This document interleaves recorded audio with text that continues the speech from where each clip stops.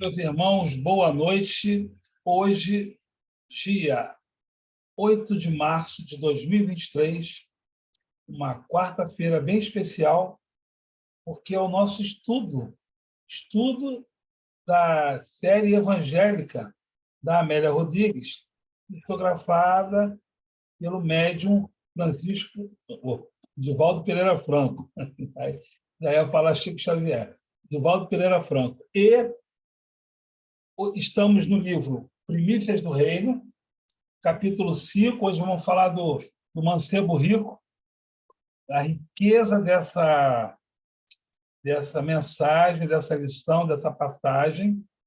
E hoje, Dia Internacional da Mulher, sinto-se parabenizar as mulheres presentes, encarnadas e desencarnadas.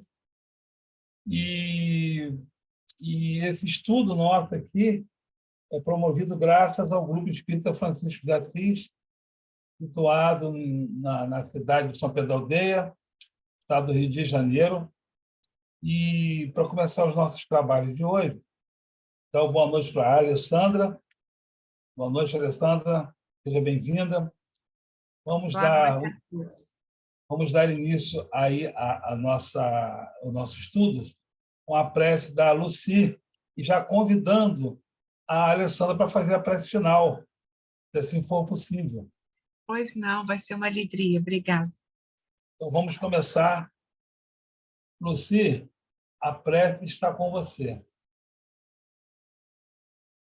Senhor Jesus, bom e amado, esses momentos, Senhor, são momentos em que os nossos corações se unem fraternalmente e temos a alegria de estudar, de refletir sobre a tua caminhada em tu, mestre, que quando aqui estiveste, falastes da misericórdia do Pai, falastes de que somos todos irmãos, que naquele tempo, Senhor, temos a certeza de que eram palavras que chegavam com uma grande humanidade para nós que estamos estudando.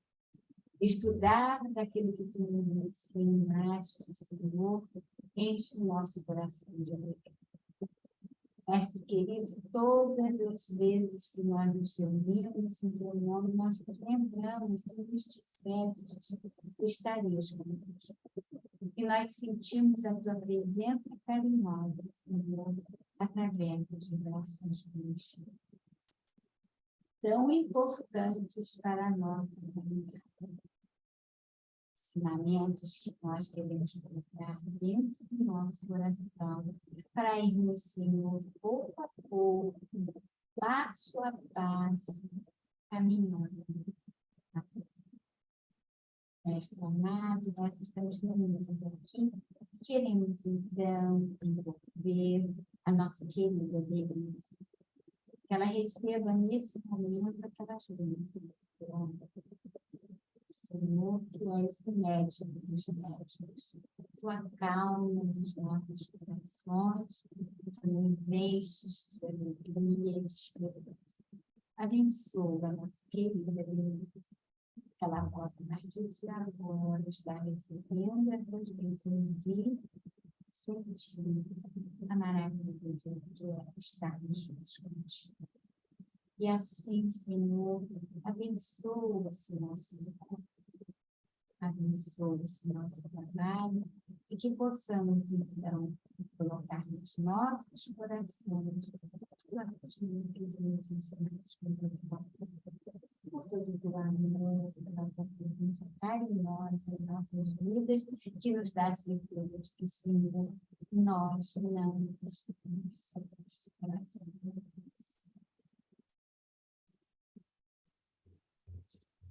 Graças a Deus. Gratidão. Quer falar, Denise? Gratidão, minha irmã. Gratidão a todos vocês. Boa noite, Alessandra. Boa noite, Lucy, né, que chegaram agora. Gratidão. Meus irmãos e minhas irmãs, hoje vamos iniciar o capítulo 5, E eu estive relendo, né, para poder trazer algum conteúdo aqui hoje, e é impressionante a história,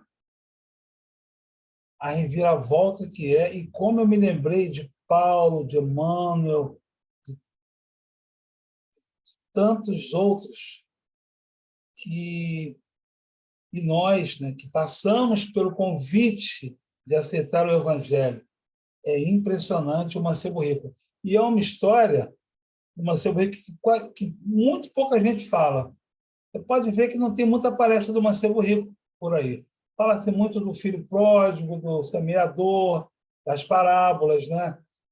Fala muito da passagem de Zaqueu, do próprio Nicodemos, mas essa do Mancebo Rico não é muito falada, não é muito comentada. E é muito marcante, muito impactante, muito interessante mesmo. Então, vou compartilhar aqui o texto para a gente começar. É como eu posso dizer para vocês, é um texto meio denso, não é pequeno, mas a gente vai junto aqui e a gente vai, da melhor forma possível, vamos na possibilidade aqui de lendo junto, para a gente chegar lá. Tá? Então, vamos lá. Capítulo 5 do livro Primícias do Reino, psicografado por Divaldo Franco, ditado pela Amélia Rodrigues, O Mancebo Rico. O momento era de profunda significação. Sabia, por estranha intuição, que um dia defrontaria a realidade, e a encontrava agora. No ar abafado do entardecer, serenavam as ânsias da natureza. Doces perfumes evolavam de miúdas flores derramadas nos flancos do aclive. As águas transparentes cantavam melodias ignotas, deslizando sob o leito de pedras arredondadas. O apelo pairava, vibrando em derredor. Vende tudo quanto tens, reparte pelos pobres e terás o tesouro no céu. Vem e segue-me. Aquela voz penetrava como um punhal afiado e impregnava qual perfume de nardo. Nardo, gente, é um óleo para ungir, tá? Ungir uma pessoa. Havia um magnetismo inconfundível naqueles olhos severos e profundos, como duas estrelas engastadas na face pálida do amanhecer. Tinha sede de paz. Embora repousassem em leitos de madeiras preciosas, incrustados de ébano e lápis-lazuli. Lápis-lazuli é aquela pedra azul, né? Semi-preciosa. Então, o leito dele era todo especial. O Mancebo Rico era realmente muito rico. Se banqueteasse de repastos, opíparos e opulentos, né? Suntuosos, só comida boa, comida cara, cuidasse do corpo com massagens de óleos e ungüentos raros, envolvendo-o em tecidos de linho leve em suas arcas. Apesar de tudo isso, suas arcas estivessem abarrotadas de gemas de ouro, seriam pedras de ouro, né? Sabia-se infeliz, sentia-se infeliz. Faltava-lhe algo que não se consegue facilmente. Então, a gente vê bem aqui, quando o ditado popular diz que riqueza não traz felicidade, depende da felicidade, depende do conceito de felicidade que a gente está almejando. Se for essa felicidade aqui do mundo, realmente o dinheiro não traz, mas se for a felicidade de servir ao Pai, se ele usasse todo esse recurso aí para amparar, para minimizar, né, o sofrimento, talvez fosse uma felicidade. Mas aquele mundo dele, pelo que eu li no texto, parecia envolvê-lo, né? Evitava, no entanto.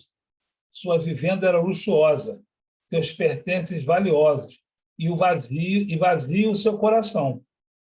Conquanto a juventude cantasse alegrias e festas em convites constantes ao prazer no corpo ágil e vigoroso, acalentava melhores aspirações e disputava a posse total da paz. Era mais do que um tormento essa necessidade. Não que desejasse a tranquilidade aparatosa dos fariseus ou o repouso entorpecente dos mercadores opulentos, nem a serenidade enganosa dos cambistas abastecidos ou a senectude vitoriosa. Senectude seria velhice, né? Vitoriosa dos conquistadores em aposentadoria compulsória. Buscava a integração harmoniosa, mas não sabia em quê. Confrangia-se e angustiava-se, ignorando as nascentes da melancolia renitente, que lhe dissipava os sonhos e esperanças sob o guante de inenarrável amargura. Buscava as competições em Cesareia, todavia ignorava se essa busca representava uma realização ou uma fuga. Olha aí, olha a gente aí, ó. Agora, pela primeira vez, sentia-se arrebatado. A meiguice e a ordem daquela voz, enunciada por aquele homem, ecoavam como cascatas em desalinho nos abismos do espírito. Interiormente gritava: irei contigo, Senhor, mas hesitava sim, e a hora não comportava dubiedades. Uma roseira de flores rubras que abraçava os ramos do arvoredo próximo, sacudida pelo vento, desgarrou-se e as pétalas da cor de sangue caíram-lhe aos pés, junto dele, no alpendre, como sinais. De onde o conhecia, indagava, a medo, procurando recordar-se com indizível esforço mental. Tudo aquela hora era importante, mais do que isso, vital. Ao vê-lo de longe, quer dizer, ao ver Jesus, né, de longe, era como se reencontrasse um amigo, um celeste amigo. Quando os seus descansaram nos olhos dele, sentiu-se desnudado, o coração em descontrole sob violenta pulsação. Emoções inusitadas vibraram no seu ser, como jamais acontecera anteriormente. Desejou arrojar-se ao solo, esmagado por indômita contrição no peito. Percebeu que o estranho sorriu, como se o esperasse, como se o amasse, poderia afirmá-lo. O tempo corria célere, galopando as horas fugidias. Seus lábios afiguraram-se selados e frios, impertinentes, gelava-lhe as mãos. Lutava por quebrar aquele torpor que o imobilizava. Quer dizer, quando ele viu Jesus aqui, que Jesus falou com ele estava congelado, ele não sabia nem o que fazer, né? Retalhos de luar tímido prateavam nuvens soltas no firmamento, bordando de luz oliveiras altivas e loendas em flor. Oh, poesia! Oh, que beleza! Permite-me primeiro, conseguiu articular, vencendo a emoção que o transfigurava, competir em Cesareia, logo mais, disputando para Israel os triunfos dos jogos. Quer dizer, ele respondeu para Jesus, finalmente, quando Jesus falou para ele vender tudo, doar e dividir para os pobres e segui-lo, ele botou um compromisso na frente. Aí Jesus: não posso esperar. O reino dos céus começa hoje e agora, para teu espírito. Não há tempo a perder. Mas aí ele, muito humano, que, como nós, argumentou assim, né? Aguardei muito essa ocasião e ela se avizinha com a chegada do período das competições. Exercitei-me, contratei escravos e me adestraram. Aos partos comprei, por uma fortuna, 2 parelhas de fogosos cavalos, e os jogos estão próximos. Renuncia e segue-me. Quem era ele que assim lhe falava? Que poder exercia sobre sua vontade? Por qual sortilégio dominava? Gostaria de fugir ou deixar-se arrastar. Estava perturbado. Ignorada a sofreguidão, o aniquilava. A horizontalidade das aflições humanas contemplava a verticalidade da sublimação divina. O cotidiano deparava com o infinito. O vale fitava o abismo das alturas e se perdia na imensidão. O homem e o filho do homem se defrontavam. O diálogo parecia impossível, reduzindo-se a um monólogo atormentante para o moço diante daquele homem. Vencendo o irresistível temor, continuou o príncipe afortunado. Não receio dar o que possuo, dinheiro, ouro, gemas, títulos, se possível, pois sei que esses se gastam muito facilmente, mas dá-me a ti próprio e eu te oferecerei aventura sem limite. Que alto prêmio, que pesado tributo, pensou desanimado. Era muito jovem e muitos confiavam nele. Possivelmente Israel lucraria com os seus lauréis e triunfos. Príncipe tinha pela frente as avenidas do poder a que se afervorava. Poder que, no momento, destituía-se de qualquer valor. Os bens poderiam ofertá-los, sim. Porém, a fortuna da juventude, os tesouros vibrantes da vaidade atendida e dos caprichos sustentados, as horas de família resguardadas pela tradição, os corifeus agradáveis e bajuladores, seria necessário renunciar-se tudo. Interrogava-se inquieto. A cabeça do cara está fervilhando. Igual a gente. Quem respondeu-lhe, sem palavras, com os olhos fulgurantes. Jesus leu tudo no pensamento. Sofria naqueles minutos a soma dos sofrimentos que experimentara a vida toda. Bem, só para lembrar aqui, irmãos, ele está se referindo aqui a uma corrida de biga. Tinha aquelas corridas de biga, igual o filme Ben-Hur, né? Lembra? Igual o Gladiador. Então, tinha aquelas bigas que ficavam, e ali eram competições e eram apostas.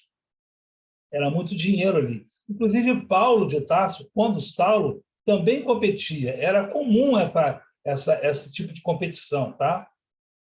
O ar cantava leves murmúrios, enquanto as tulipas do campo teciam um manto sutil, recendendo aromas. O rabi em silêncio aguardava, e ele, em perplexidade, lancinava. O diálogo se tornara realmente impossível. Subitamente, o príncipe de qualidade, num átimo diminuto, lembrou-se que amigos o aguardavam na cidade. Compromissos esperavam-no. Devia debater os detalhes finais para a corrida na grande festa da semana entrante. Acionado por estranho vigor, e dele se apossou, repentinamente fitou o Messias sereno e triste, balbuciando com voz apagada. Não posso seguir-te agora. Perdoa-me, se me amas. E saiu quase a correr. Sopravam os ventos frios que chegavam de longe, musicados pelo bulício das estrelas balouçantes. A terra estuava sob a gramínea orvalhada. O mestre sentou-se e encheu-se de profundo sofrimento. Era assim.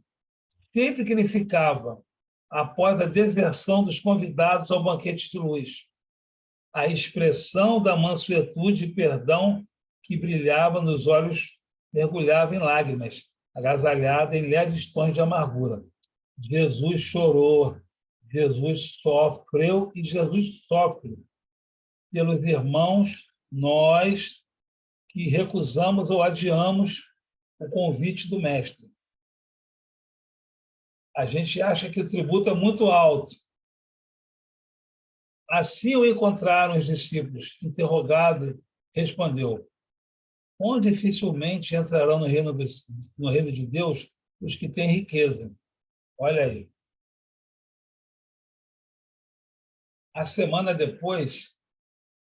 Uma semana depois, Cesareia era a capital do ócio do prazer, situada ao norte da planície de Sharon e a 30 quilômetros ao sul do Monte Carmelo, foi embelezada por Herodes, que, no local, mandou erguer grande porto de mar, caracterizado por colossal quebra-mar, enriquecendo-a com o imponente templo onde se levantava a descomunal estátua do imperador. Esse porto valioso sobre o Mediterrâneo era importante escoadouro de Israel e porta de entrada marítima, onde atracavam embarcações de toda parte. As vilas ajardinadas debruçavam-se sobre as encostas pardacentas da cidade, exibindo estilos arquitetônicos variados. Pelo seu clima agradável, tornara-se residência oficial dos procuradores romanos em Israel. Tamareiras onduladas pelo vento adornavam as ruas e odores exóticos misturavam-se no ar varrido pela maresia. As anêmonas escarlates ou lírios do vale, o narciso branco ou rosa de Sharon misturavam-se na planície. São todas flores, tá? Na região. Os festis de Cesareia pretendiam rivalizar com os de Roma, atraindo aficionados até mesmo da metrópole longínqua. Ao som alegre de trompas e fanfarras, começavam as festas públicas.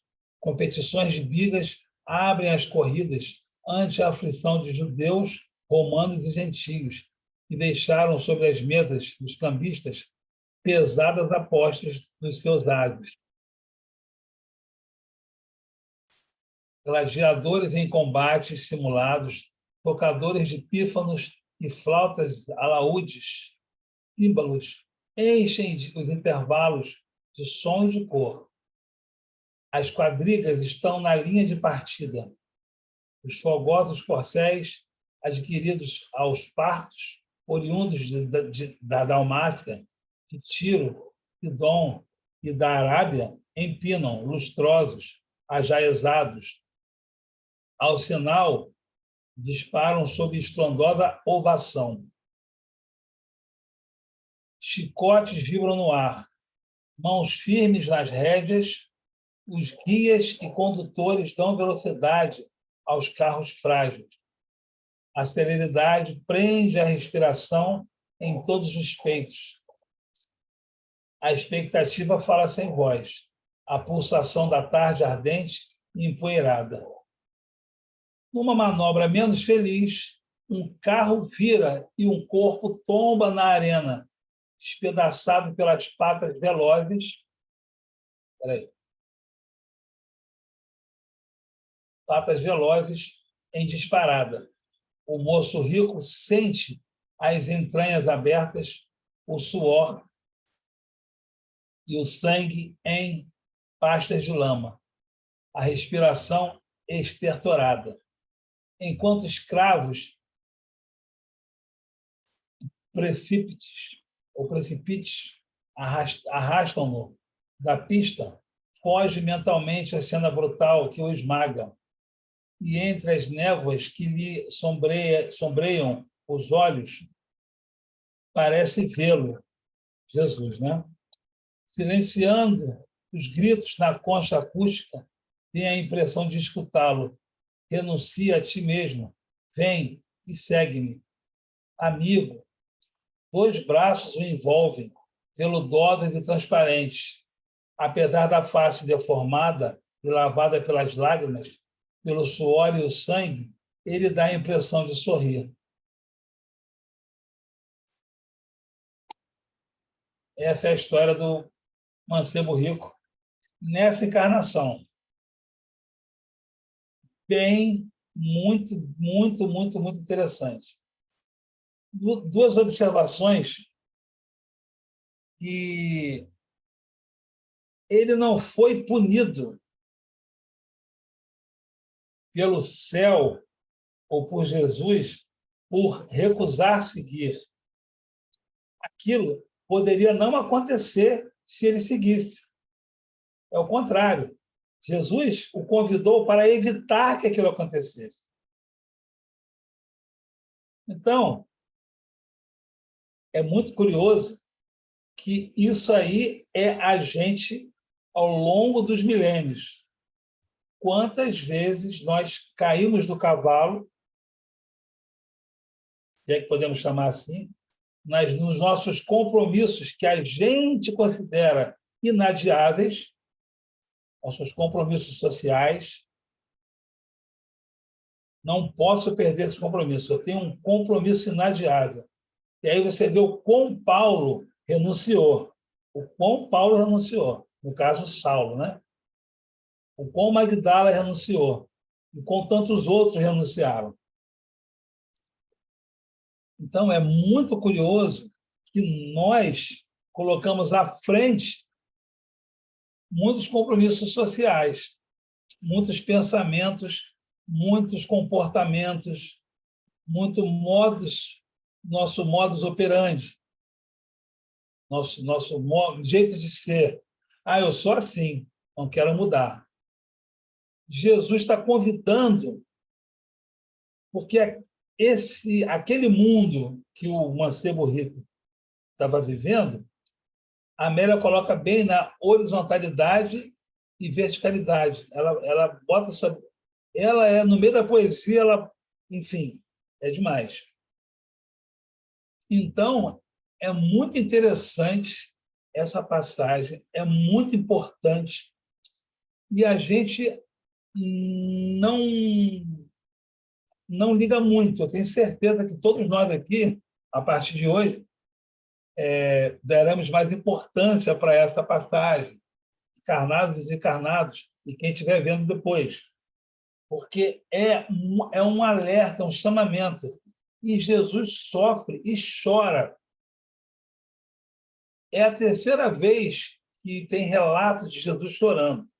A outra vez, que vai aparecer mais na frente, lá em Amélia, é aquele irmão que desce do telhado na casa de Pedro, no catre, e ele levanta e anda.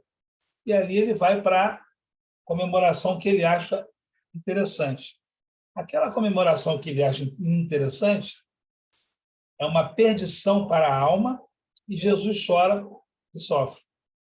E também tem relatos de Eurípides Barçanufo, na espiritualidade: mestre, por que choras? É por causa dos pecadores? É por causa da humanidade que não está... Não. Eu choro porque as pessoas que já me conhecem, já conhecem o Pai, ainda estão recusando seguir. Então, a gente pode usar um termo bem assim, bem terra-terra. Jesus falou uma proposta indecente, uma proposta indecente. Ele fala assim: larga tudo que você tem e me segue. Aí a gente fica pensando, a gente fica calculando. Não sei. Mas quando é para um outro convite, para uma outra coisa de outro interesse, a gente vai. Então, essa passagem, ela tem inúmeras lições, e essas lições elas têm níveis, subníveis. As lições dessa passagem, elas são de ordem para que a gente possa, de ordem da nossa evolução, se é que podemos dizer, nossa história espiritual evolutiva na Terra, que a gente sabe de tudo, tem acesso a toda a informação. Eu estou lá, no meu livrinho lá, um monte de livro, tudo escrito. Todo livrinho, todos, você pode imaginar. Vocês também têm. Quem está lendo aqui também tem. E mesmo quem não tem esses livros, tem as leis de Deus na consciência. Então, não precisa ser espírita. Não precisa ser espírita. Ajuda. Não é uma sine qua non. Não é sine qua non. Então, é mais uma questão de aceitar ou não aceitar. Sim ou não. A gente está dizendo não. Agora a gente está até no talvez. Nesse momento da encarnação, da nossa jornada espiritual, a gente tem parado para refletir, pensado. Aquela pessoa que nos magoou, a gente consegue orar por ela. A gente está dando assim fragmentos de melhoras, mas aquela coisa robusta, aquele amor, daquela paz, a paz que o irmão aí, o príncipe, esse Mancebo, a paz que ele não tinha, é que ele tinha muito dinheiro, e aí ela coloca ele com escravos, alimentação suntuosa, roupas de linho, a cama dele era cravejada de pedras, ele tinha ferros para massageá-lo, para botar óleos, ungüentos, ele tinha todo o conforto que a época podia. E nós, dentro da nossa possibilidade, temos muito mais conforto que os irmãos que estão passando fome, os irmãos que hoje não têm que comer. Daqui a pouco a gente vai jantar. Daqui a pouco eu vou jantar. Está quentinho. Tem suco, tem comida. Tem gente que não vai comer hoje. Então, é meio que disso. Será que eu tenho o direito de ficar questionando, pensando, ficar assim, resistindo ao chamado? Tem aquela música, né, Luci? Então, ele veio... Você conhece, Luci? A música da Marielza? Então, ele veio... E no final ele tem uma frase que bate bem. Ele veio e agitou a nossa alma. Foi exatamente o que ele fez com sim. ele. Ele agitou, e ele agita a nossa alma também, né? Os ensinamentos nos balançam muito, a gente sabe, ele veio, agitou a nossa alma, mas nos trouxe a sua paz. Essa frase... Exatamente. Então, quando a gente consegue atingir é só aceitar, né? Não precisa de condições especiais, não precisa. A gente já sabe que não precisa de condições especiais. A gente só precisa de aceitar. Denise escreveu aqui. Viu? Eu acho que ele agita a nossa alma porque a gente tem esses ensinamentos dentro de nós. É que a nossa vivência... Desculpa eu te interromper, tá? Não, pode falar, pode falar. Aqui a gente pode falar. tem isso dentro de nós, mas as reencarnações, as nossas dificuldades, parece que embota isso, fica escondido. Mas quando ele vem com tinha voz, ele veio com da vida, luz do mundo, tinha voz quente e profunda, ele consegue agitar a nossa alma, porque a gente vai buscar lá dentro da gente outras coisas que a gente sabe e não faz, e não consegue, fica lutando, né? Paralisado, igual o Mancebo Rico, ficou paralisado. A Denise escreveu aqui no nosso chat: renuncia a ti mesmo, renunciar à tua ignorância, à soberba e a todos os seus defeitos e vícios. Quanto aos bens materiais, somos tão tolos, não entendemos que nada é nosso, não levamos nada. Exatamente, irmã Denise. Exatamente. É isso aí. Alguém quer falar? A música foi feita para essa parada. Foi feita para... Eu fui me lembrando dela o tempo todo, é isso mesmo. Denise quer falar? Alessandra? Marilena? Boa noite a todos esses irmãos do coração. Estão no meu coração. É uma alegria vê-los. E antes de começar qualquer comentário, a gente agradece a Jesus esse pedacinho do céu que é o Jefa, em que nos transporta ao seu coração. É como se a gente estivesse ouvindo Jesus. E quando ele fala, vem e segue-me, é a gente participando dos trabalhos do Jefa. Então, é uma grande oportunidade, é um convite que Jesus nos faz, os estudos, o crescimento nosso, com a orientação dele. Então, já estamos vivendo o que Jesus, o que Amélia Rodrigues nos traz nessa mensagem. Vem e segue-me.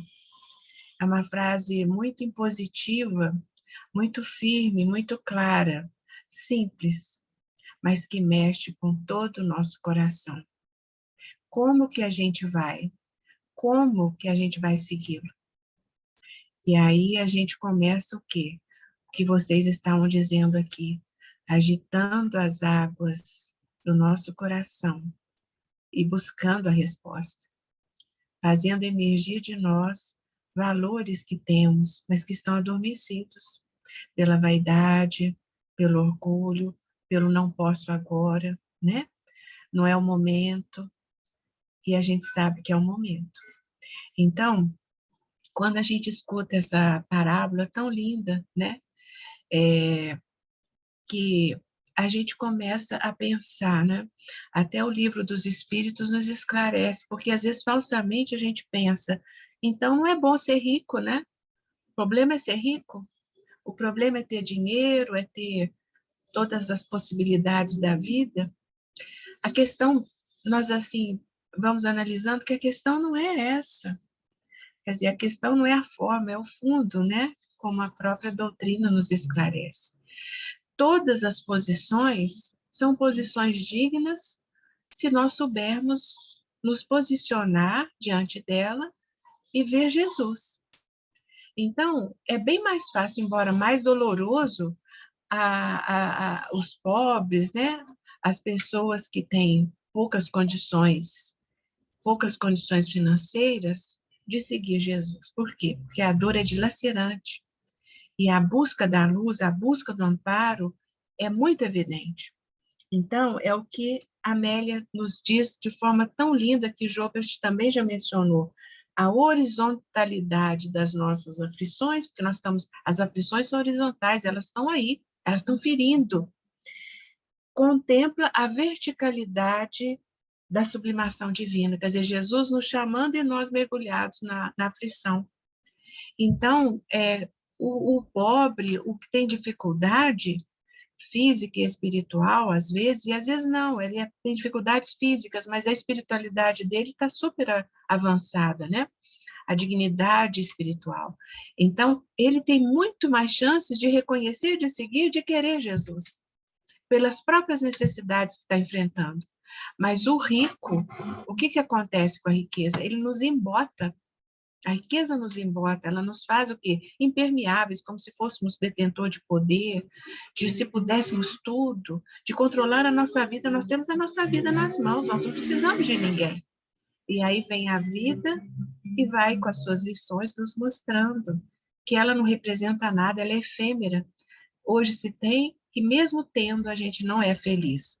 E aí ele mesmo diz, com tudo isso que ele tem, esse aparato todo, festas, riquezas, companhias, né, bajuladores, que fortalece o seu ego, o seu orgulho, ele se sente amargurado, infeliz, e a gente vê isso muito. Às vezes até nós mesmos, né? Tem tudo, mas está triste. Por quê? Porque falta o essencial. E o que é o essencial? É o amor, é praticar esse amor, é viver em totalidade, é buscar o outro também. Não basta que você esteja bem, mas e o outro? Olha os casos aí que nós estamos vendo, né, acontecendo no nosso planeta, e tudo interligado. A Síria, a Turquia, com aqueles terremotos, pessoas que perdem tudo, tudo, tudo, tudo, entes queridos e tudo, ele não tem nem o documento, ele não sabe nem para onde ele vai. E aí todos se mobilizam buscando o quê? Alimentar, agasalhar, dar assistência. A Ucrânia, todos estão se mobilizando por qual sentimento? Pela paz. E isso é o quê? É a reformação do planeta, é a reformação dos nossos valores, é a regeneração dos nossos corações, né? Então, a gente vê que a felicidade, ela é muito mais ampla, porque quando a gente participa de um movimento desse, quando a gente visualiza a necessidade do outro, quando a gente, de alguma forma, atende o irmão, alguma forma, na rua, num trabalho fraterno, de alguma forma, nós nos recompletamos e nós nos sentimos completos. A gente fala, meu Deus, que alegria que eu estou sentindo. E o que houve em você? O que você adquiriu? Alguém te deu alguma coisa? Não. É a sensação do amar, do repartir, do ser útil. Então, o que acontece? A gente vê muito hoje em dia os prazeres efêmeros da nossa vida, né? A festa do ano, o carnaval, que é uma semana que se estende por, às vezes, um mês em certos locais, festas que alucinam, né? Festas que tiram a pessoa do seu equilíbrio, às vezes, naqueles pequenos momentos, ela vai se endividar por várias reencarnações. Os valores são construídos e colocados em locais que não são os corretos, né? Não é errado festejar, não é errado estar feliz, mas é o equilíbrio em todas essas situações. Saber viver. Então, o problema não é a riqueza, é o que você faz dela, né? Se você a utiliza também para o bem-estar do outro, é digno. E é muito mais difícil a gente estar numa posição dessa e servir a Jesus, servir a Deus. Então, porque estamos o quê? Envolvidos pela ilusão, né? E aí a gente se queda ao chão quando isso tudo termina e a gente vê um vazio enorme no nosso coração, né? E é preciso o quê? Coragem para renunciar. Jesus não queria, talvez, que ele renunciasse todo esse poder, mas queria que ele reconduzisse a sua vida de forma a ser mais humano, mais caridoso, para que coisas piores não lhe acontecessem, como aconteceu. E ele se viu, de repente, de novo diante de Jesus, e naquele sofrimento todo, reconhecendo a força espiritual do Cristo, né? Então, quantos males seriam evitados se nós soubéssemos escolher? Se nós pudéssemos analisar os nossos momentos e dizer, isso não me convém. Eu posso fazê-lo, como Paulo diz, né? Tudo me é lícito, mas nem tudo me convém. Não da forma como eu estou agindo. Sempre levar o coração ao caminho certo, pôr os nossos pés na trilha certa. É isso que Jesus nos pede, né? Vem, segue-me com seu coração, segue-me com bons propósitos, veja além de você, supere seu orgulho, sua vaidade. Isso tudo fica, né? Então, aí junto do Beto, de todos vocês, o Beto sempre orienta. Peça sempre a Jesus que se faça a vontade dele e de Deus, nosso Pai, em nossas vidas, e não a sua. Ah, Jesus, eu quero isso, né? Eu preciso disso. Será que é assim que a gente se dirige a Jesus? Ou faça-se o melhor em minha vida, e o melhor ocorrerá. Então, a gratidão é muito grande quando a gente estuda Amélia, e trazendo essas passagens lindas de Jesus, em que ele diz, dá-me a ti próprio, e eu te oferecerei a aventura. Dá-me o teu coração, é isso que eu desejo. Se comprometa comigo, com o Pai, e você será feliz. Muito bonito, né? Obrigada. É exatamente isso, Alessandra, também. Também é isso que você falou aí. Porque o convite ele é reiterado, sistemático. O convite ele é impressionante como que o espírito puro ele é incansável.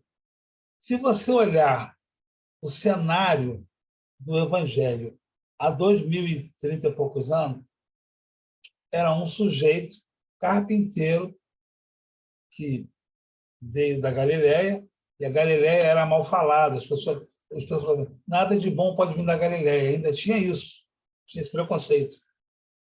E aí eles falavam assim, chamando 12 para mudar o mundo. 12? Ele não vai conseguir. Aí, no final, já era 500, né? Que quando ele vai ao céu, sobe os 500 da Galileia. E agora já tem milhões. Só que não é um processo linear. É um processo que ele tem altos e baixos. É um processo, não é uma coisa assim consistente. Ele que depende do nosso livre-arbítrio.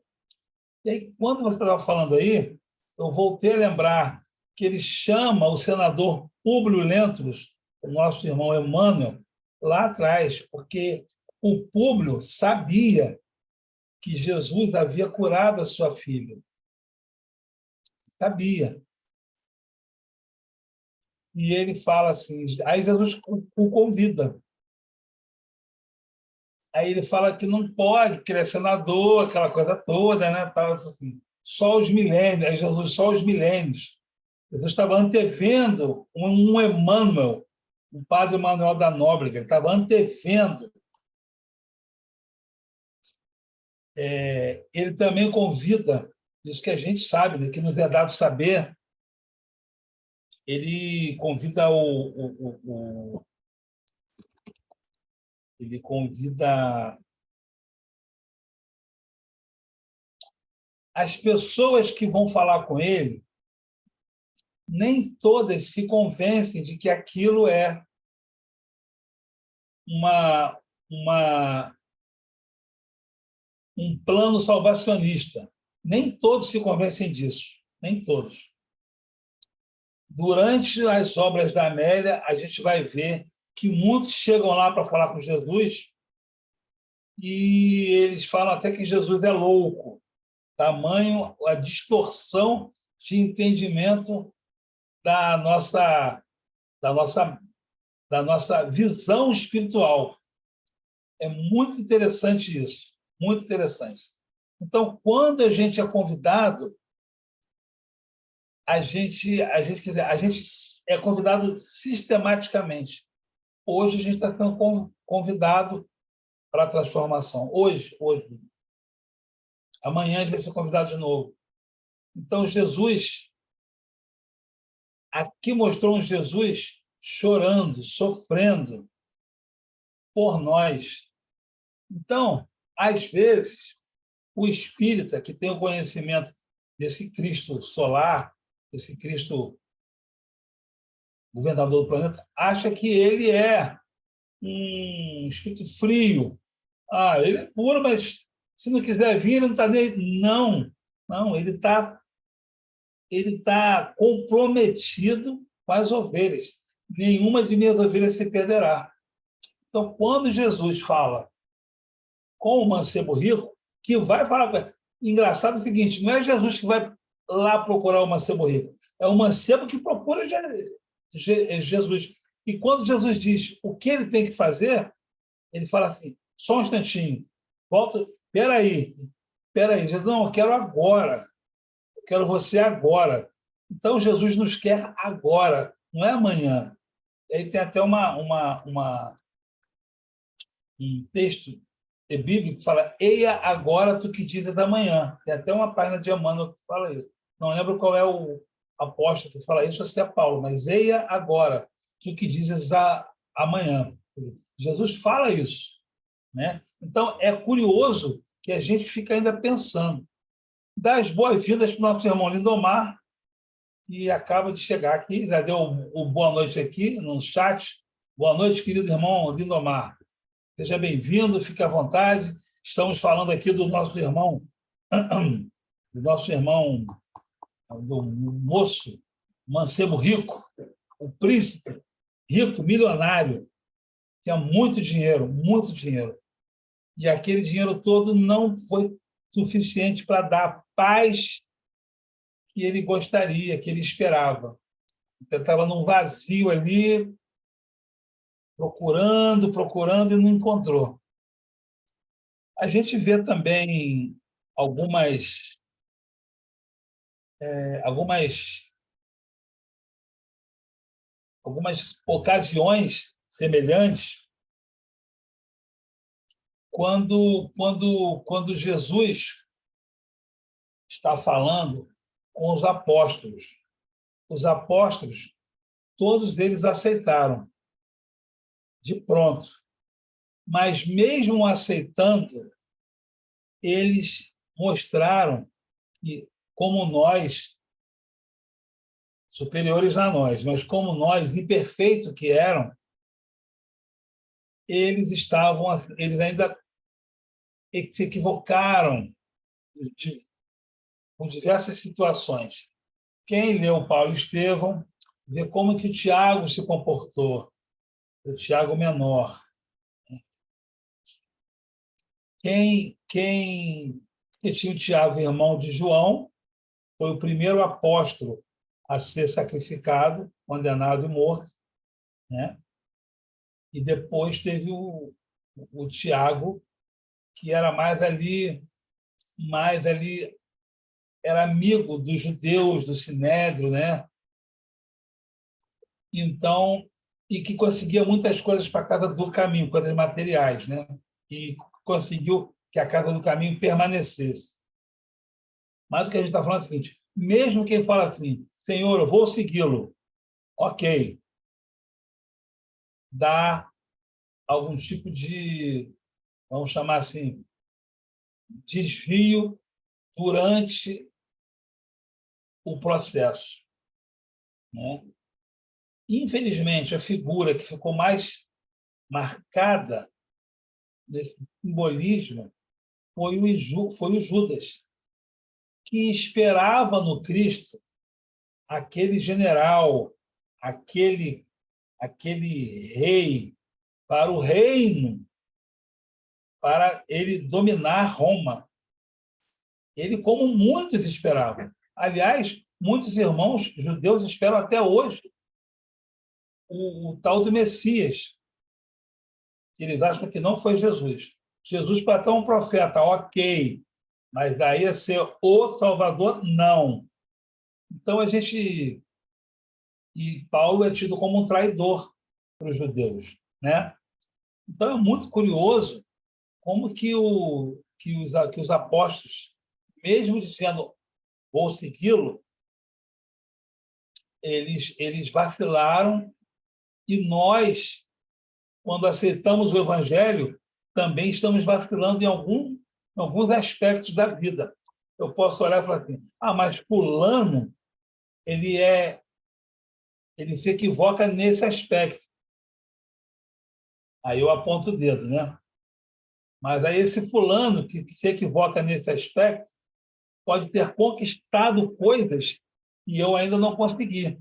Então, naquela área, eu estou à frente dele, à frente entre aspas. Mas em outras áreas ele já avançou. Então a gente tem que ter muito cuidado quando julga o outro, né? A Alessandra quer falar? Jobert e todos, o convite de Jesus é feito para nós a todo instante, né? A todo instante. Então, a gente tem que ter olhos de ver mesmo e ouvidos de ouvir. E é bonito que isso fala para a gente, né? Estar no mundo sem ser do mundo. Acho que é essa questão, né? Que ele levanta, não é? E a porta de Damasco é todo dia. A porta de Damasco não é só para Paulo, é para todo mundo todo dia, né? E a renúncia não é dos bens materiais, como você disse aí, Alessandra, antes. A renúncia é dos sentimentos, dos comportamentos, dos pensamentos que nos bloqueiam para essa passagem, buraco da agulha, né? Da agulha pode ser do rico, né? Ou da porta de Damasco, ou da porta estreita, Magdala. Vê que sempre tem uma menção a um portal, né? A uma coisa que a gente tem que passar, né? Aquele batismo lá de João Batista, E quando as pessoas iam se banhar nas águas do Jordão, elas falavam todos os pecados dela, os mais escabrosos possíveis, os crimes mais hediondos.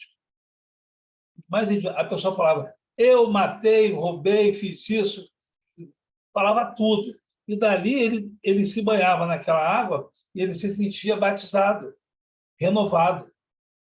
Então, essa proposta do batismo é a proposta diária, porque nesse momento ali, o mancebo rico estava sendo convidado para ser batizado. Paulo, quando passou nas portas de Damasco e se convenceu ou se converteu, ele foi batizado ali. É um batismo, é um novo homem.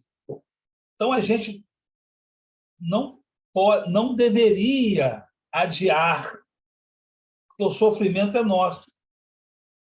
A gente não está, Jesus não está nos chamando para o, não está nos dando um sofrimento assim. Ele está assim, ó, vocês estão adiando um processo. O nosso irmão, a irmã Denise botou aqui, Romanos 14:12. Cada um dará conta de si mesmo. Exatamente, Denise. Cada um dá conta de ti mesmo, ou dá conta da tua administração, ou qualquer versículo que lembre da nossa responsabilidade pessoal, intransferível, perante a nossa evolução. Então, o convite é para a gente participar daquela ceia lá do Festim das Bodas e estar com a veste nupcial, ao qual, naquela parábola, tinha uma pessoa que não estava com a veste nupcial. Ela foi convidada a se retirar. Então, eu acho que eu acho não, certamente a proposta é essa. É a gente estar envolvido a tal ponto de estar ali com a veste nupcial.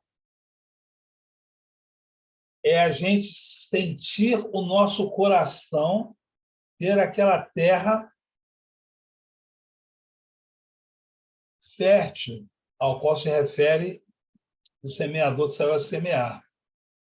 A gente deve ter a nossa casa aberta, assim como Zaqueu abriu a casa dele para Jesus. A gente deve ter também, deve ser a figueira que dá frutos para não ser crestada e jogada fora. A gente deve ser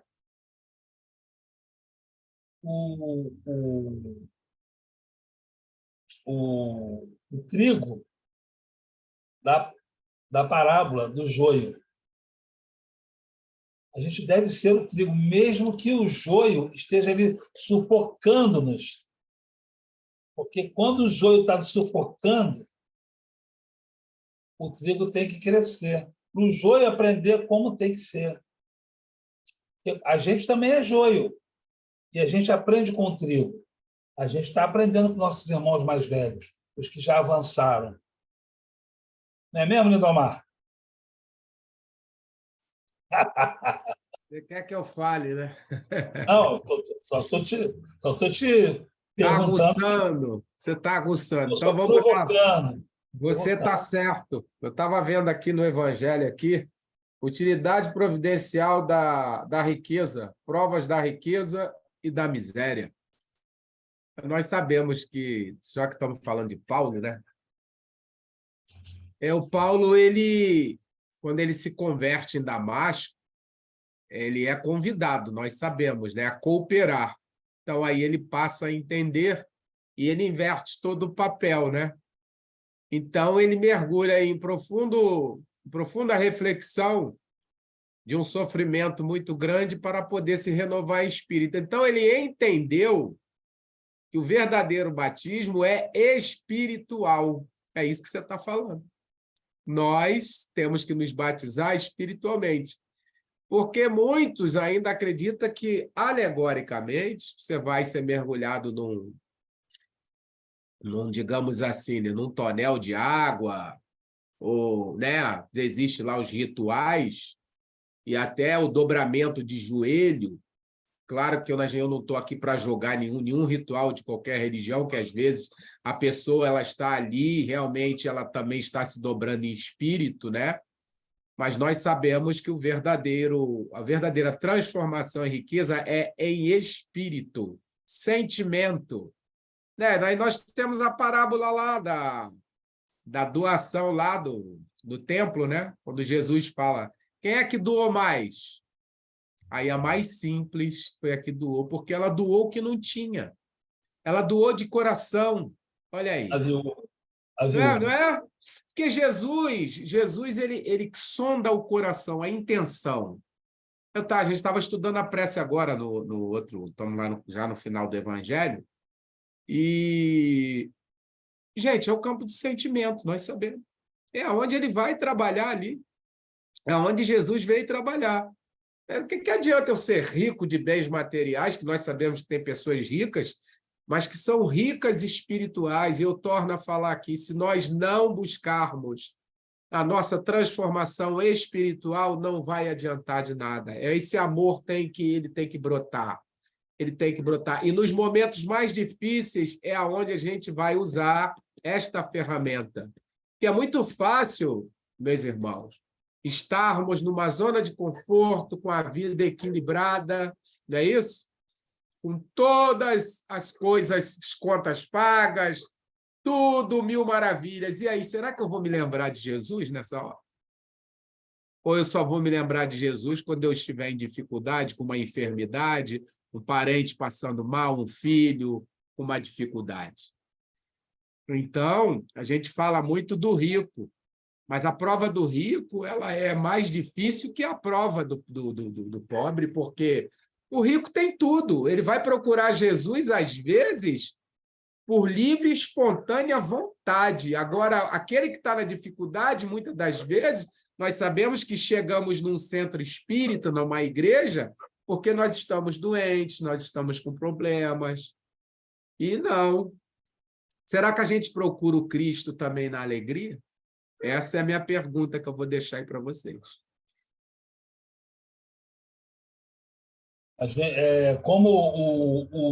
Como Jesus é o noivo da humanidade, né, e nós somos nós devemos ser a esposa, então a gente deve estar com Jesus na saúde, na doença, na pobreza, na riqueza, né? Na mocidade e na velhice. Então, é bem interessante que a nossa conexão com o Pai se dá através do Cristo o tempo todo. O Evangelho fica pontuando isso o tempo todo, o tempo inteiro. A nossa irmã Denise está falando aqui, o Evangelho é o caminho para que o homem novo nasça. E antes ela escreveu, a reforma íntima, se livrar do homem velho e deixar o novo homem nascer. Exatamente. É o tempo todo, Denise, é esse renascimento. O que a gente falou semana passada, né? Da ressurreição, lembra? Que o Nicodemos, então, a gente tem que fazer a ressurreição. É exatamente isso. O tempo inteiro o Evangelho fala disso. Evangelho renascer, porta estreita, ressurreição, nascer de novo, o tempo todo. Cabe a nós decidirmos o que a gente quer da vida, porque a espiritualidade ela está fazendo todo o trabalho, todo o processo para que a gente possa ter ali envolvido e convencido, porque às vezes a gente precisa ser convencido, porque assim a gente às vezes não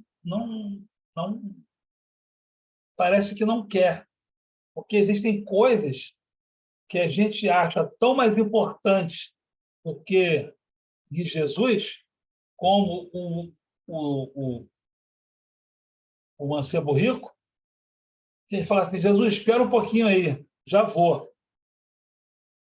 Aí Jesus fala para ele, não, é agora. Quero você agora. Aí a gente acha que o tributo é muito grande. A gente acha que é muito alto. Denise quer falar.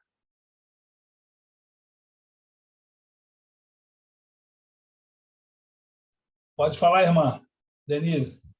Boa noite novamente, meus irmãos. Boa noite, Lindomar. Chega aí, a Alessandra também chegou depois. Para acrescentar, né, no que todos vocês falaram aí, estudo muito rico, nós fazemos o mais difícil. Se nós analisarmos, igual agora o Lindomar fez essa pergunta, né, nós fazemos o mais difícil. Nós nos colocamos em risco, né? A Bíblia diz que tu não tentarás o teu Deus. Nós tentamos Deus todos os dias. Comemos errado, nos alimentamos errado, olhamos a vida do outro. Como, se analisarmos bem, como viver no Evangelho é fácil? O Evangelho nos traz paz. E parece que nós não temos essa maturidade espiritual ainda para compreendermos isso. Isso é paz. Isso é paz espiritual. É você não viver em conflito, você não julgar o outro, você tem menos problemas do que você saindo do Evangelho. E às vezes eu me pergunto isso, é falta de amadurecimento? É falta de tempo? O que nos falta? Principalmente aqueles que já conhecem o Evangelho. O que nos falta? Nós não temos nada a perder, como foi dito aí. Perder o quê? O que não é meu? Eu vou seguir o Cristo, eu vou perder minha casa, eu vou perder meu tesouro, eu não vou levar nada disso, eu não tenho nada a perder, eu só tenho a ganhar. É ganhar paz. Né? E aqui a nossa vida, nós nos comprometemos todos os dias a ser melhores ou a ser piores, que depende de cada um. E nós estamos aqui, como diz a Alessandra, né? Nós estamos aqui tentando melhorar. Porque só o Evangelho, esse estudo do Evangelho, esse estudo que nós estamos estudando hoje de Amélia Rodrigues, é que nós vamos avançar, né? Dar mais um passo largo para frente. Porque eu digo que a herança que nós temos do nosso Cristo é o Evangelho. Espero, irmão, alguma coisa. Gratidão a todos.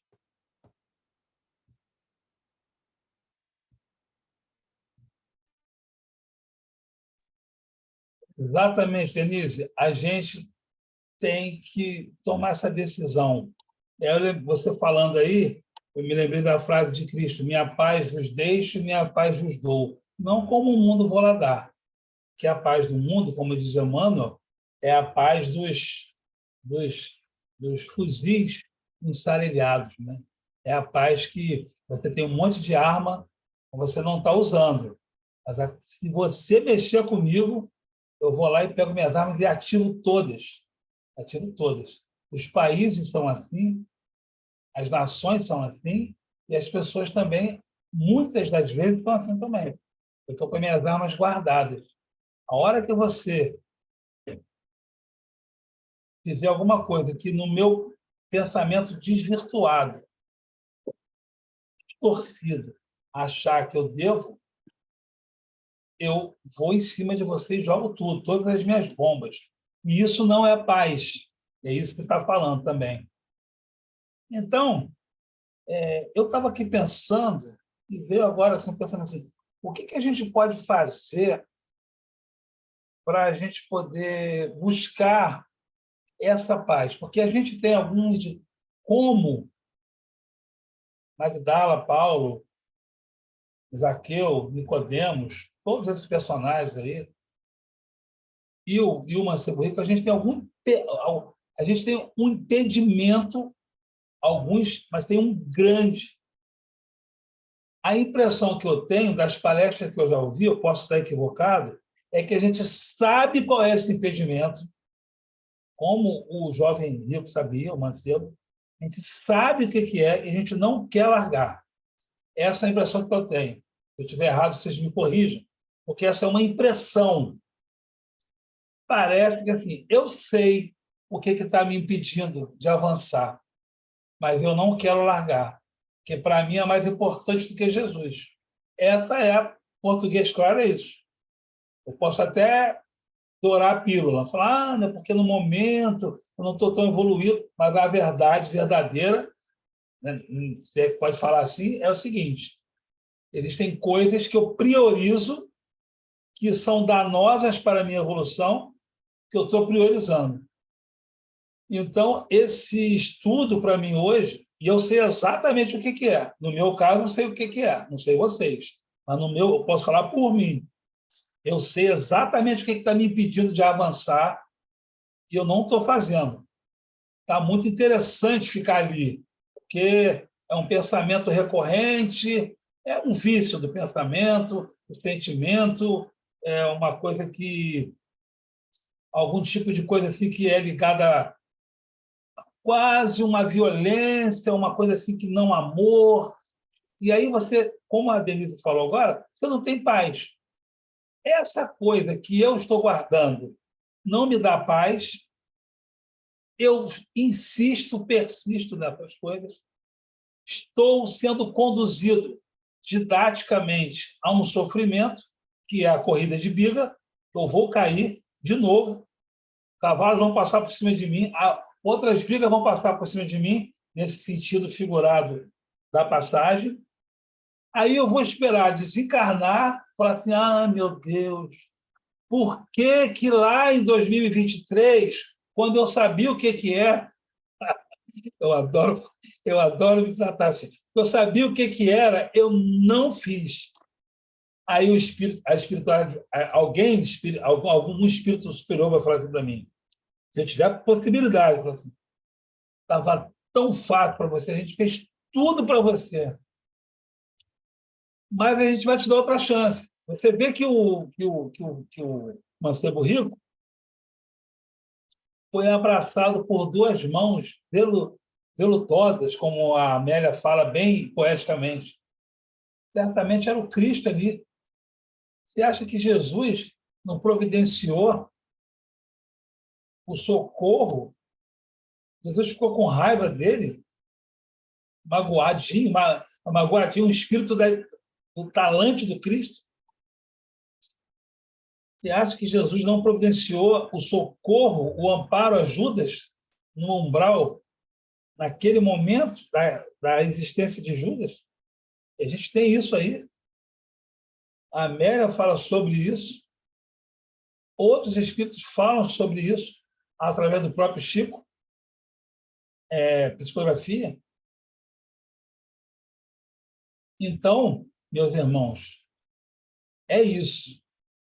A gente sabe o que é, só falta a gente fazer aquele movimento, persistir e vencer. Lindomar quer falar. Voltamos a Paulo, né, Oswaldo? Voltamos a Paulo. Cadê a resiliência de Paulo? Voltamos a Paulo. Voltamos a Paulo.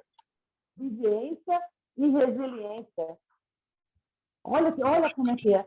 Nós não temos ainda, temos o que você está falando, tem sempre aquilo, cada um tem o seu. Vamos falar para o calcanhar de Aquiles, né? Cada um tem o seu e sabe do que está sendo falado, né? Uns não perdoam, outros têm uns vícios. Poxa, nós temos que tirar essa barreira dentro de nós, que nós conhecemos o Evangelho. Fala aí, meu irmão Lindomar. Não, eu quero complementar, eu gosto sempre de complementar os comentários de vocês, meus irmãos. Eu cometi um grande erro, onde eu corto cabelo, e os irmãos são de outras religiões, não cabe a mim aqui dizer qual religião, mas eu fico muito triste quando alguém tenta rebaixar Jesus e dizer que uma entidade ela é maior que Jesus. Aí a gente vê que... Me desculpe que eu vou falar aqui, se tiver outro irmão dessa religião. Aí eu conheço a Bíblia. E eu respeito, eu também estudo a Bíblia. E a Bíblia ela é o livro mais importante que a humanidade tem. Foi ali né, que nós temos ali, como é que se diz? Os profetas, né, onde se iniciou todo o trabalho, né, de evangelização na Terra. Nós temos Moisés, que tem todo o trabalho. Mas nós temos os outros evangelistas, que eu falo para eles, e às vezes eu me perco e perco tempo em conversar com pessoas de outras religiões. Foi um desgaste muito grande, aonde um amigo nosso, em 3 semanas, ele se enforcou em casa e se matou, o menino cortava cabelo com a gente. Então, o assunto foi o seguinte, eu vou falar, eu falei assim, eu vou orar, porque eu sou espírita, para esse espírito, Como é que você vai orar para esse espírito? Ele já está condenado. Aí eu, meu Deus do céu. Aquilo foi me subindo, sabe? Um calor, um calor. Aí eu tentando explicar, a nossa irmã da terra tentando explicar. Aí você falou de Judas. Eu falei, você sabia que no terceiro dia, antes de subir aos céus, antes de se ascender ao Pai, Jesus foi no umbral, ele penetra as camadas da terra, há uma luz que ela ilumina a terra toda. Ele não resgata só Judas. Ele resgata muita gente e leva para o hospital espiritual. Nós sabemos disso, então, sinceramente, eu tenho que tomar muito cuidado, porque, às vezes, eu quero passar alguma coisa para as pessoas ainda que não estão preparadas para receber. Isso é um cuidado que eu tenho que ter, e eu estou fazendo essas observações. Porque muitos dos nossos irmãos não sabem que a vida é evolutiva, que a vida continua, que o corpo é uma vestimenta que ele vai dar forma a gases, né, a outras propriedades químicas, e o espírito ele continua. Só que essas religiões não são reencarnacionistas e, às vezes, até perca de tempo da gente conversar com essas pessoas. Então, você colocou muito bem, Júlio. É isso mesmo. Jesus é muito grande em termos de amor, de humildade. É um espírito de escola, é um espírito... A gente sabe, assim, vagamente, a grandeza do Cristo, né? Nós sabemos, agora, é perca de tempo. Aí, agora, quando eu for cortar o cabelo lá de novo, eu não vou nem mais tocar nesse assunto. O irmão nosso que desencarnou, ele se suicidou. Eu nem sabia. Se eu soubesse que ele estava com problema, eu teria feito um trabalho psicológico, ele teria chamado, conversado. E eu perguntei ao barbeiro, que é da outra religião, você não conversou com ele? Você não trouxe ele para você para saber o problema dele? Que às vezes é dívida, às vezes é perca de uma namorada, né? A gente não, uma doença, a gente não sabe. Mas aí você traz o irmão e dá esperança ao irmão. Mas não, infelizmente, a denominação dele religiosa, que está na cabeça dele, condena. Isso me entristece muito. Como é que eu vou dizer que se eu sou cristão, que eu acredito no Cristo, mas eu não acredito na grandeza desse Espírito? Jesus é muito grande, gente. Você está certo. Está muito certo. Lindomar, meu irmão, nós já fomos assim também, nós somos igualzinho a eles que não acreditavam, nós já passamos dessa fase. Eles estão em outra vibração, eles estão em outro entendimento, eles vão chegar também a nossa, rapidinho, não fica preocupado, não é nem perder tempo, né? É que às vezes a gente quer explicar para as pessoas, ajudar, mas elas não estão preparadas ainda para receber, como a gente também não estava antes, né? E assim vai. Mas todos nós vamos chegar lá.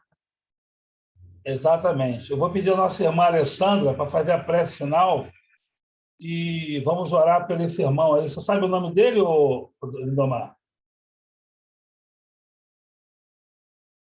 Não, não ouvi, desculpa. Eu só sei o primeiro nome dele, depois eu vou procurar e vou... Não, Jesus sabe.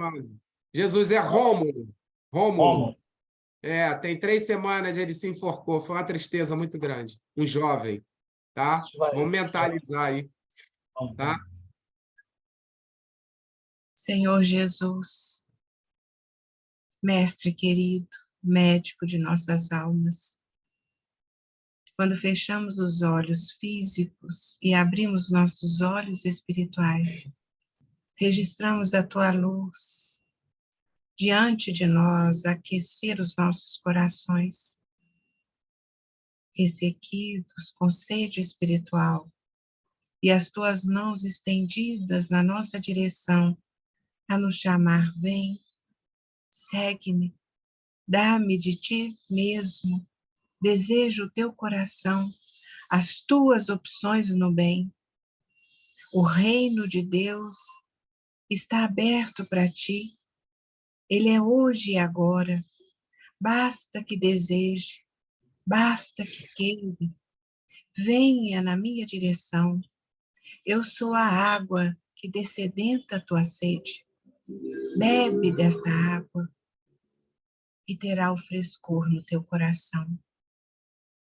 Senhor, pedimos-vos que nos ampare a todos nesta caminhada, ajudando-nos a termos realmente a certeza das nossas convicções, sabermos fazer as opções certas no momento adequado, aquele momento que será tão importante na nossa existência e refletirá em outras futuras que teremos.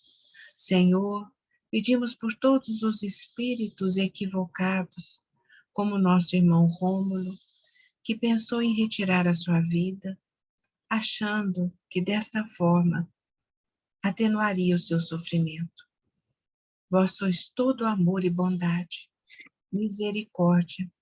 Abraçai o nosso irmão e envolvei-o na vossa luz, dissipando-o das trevas, das sombras, da desconfiança, do desconforto espiritual, e o encaminhe, Senhor, para a assistência em que sua alma se aquete, se equilibre com o amor e a bondade, medicando-a no que ele necessita. Senhor, queremos vos agradecer por este instante em que os nossos espíritos ficaram mais conscientes, mais despertos e mais responsáveis. E com essa vibração, Senhor, de que precisamos dar passos certos e optar pelo vosso Evangelho, seguindo e exercitando-o em todos os momentos da nossa caminhada, que nós vos pedimos licença para encerrar este estudo, sabendo que o benefício deste aprendizado não fica somente para nós encarnados, mas para todos os nossos irmãos desencarnados que aqui estão e compartilham desta alegria, deste banquete espiritual, favorecendo aos nossos lares físicos e espirituais e de todos os nossos irmãos que aqui não puderam estar hoje. Obrigada, Jesus, nosso coração se rende em gratidão e compromisso convosco, hoje e sempre. Que assim seja, graças a Deus. Gratidão, Alessandra. Gente, até semana que vem. Mais um estudo teremos aqui da Amélia, no capítulo 6. Lembrando que amanhã tem Joana de Ângeles. Lembrando que domingo de manhã tem Evangelho. E vamos seguir aí, vamos repensar a nossa jornada, né? O que está impedindo para a gente seguir em frente? Vamos repensar nisso aí. Muito obrigado. Gratidão a todos, gente. Muita Boa paz. noite. Boa noite a Fique todos. com Deus. Gratidão. Muito rico o estudo. Fica com Amém. Deus. Obrigado. Fica com Deus, gente. Tchau, Muita paz. Dedê. Dá um beijo, Marcos, em todos. Obrigada, fique com Deus.